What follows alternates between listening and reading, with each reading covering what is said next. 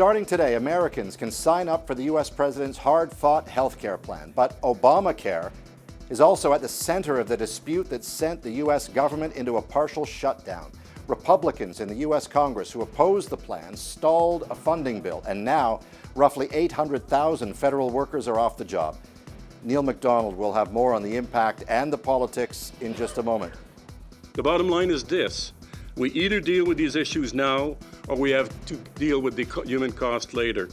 That's the ombudsman for Canada's veterans accusing the government of failing severely wounded soldiers. Today, Whiparound gave his assessment of the new Veterans Charter, saying it has serious shortcomings. In anticipation of this report, the government has already announced an early review of the new charter. But Parent said another review is unnecessary, and he urged the government to act on his recommendations. The charter was implemented by Parliament in 2006. The United Nations food agencies say 12% of the world's population is suffering from chronic hunger. That's actually an improvement from the last estimate in 2010 to 2012. But the UN's goal is to cut the number of hungry people in half by 2015. And many countries are unlikely to meet this goal. A CBC investigation has shown that despite a government crackdown, it is still relatively easy to get advice on how to hide money in offshore accounts.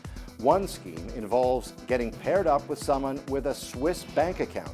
That person would move money from his account to a new one in Switzerland and accept cash in kind from the person in Canada who's trying to avoid taxes here. The advisor would get a 5% commission. An RCMP spokesperson called the scheme fraud and money laundering.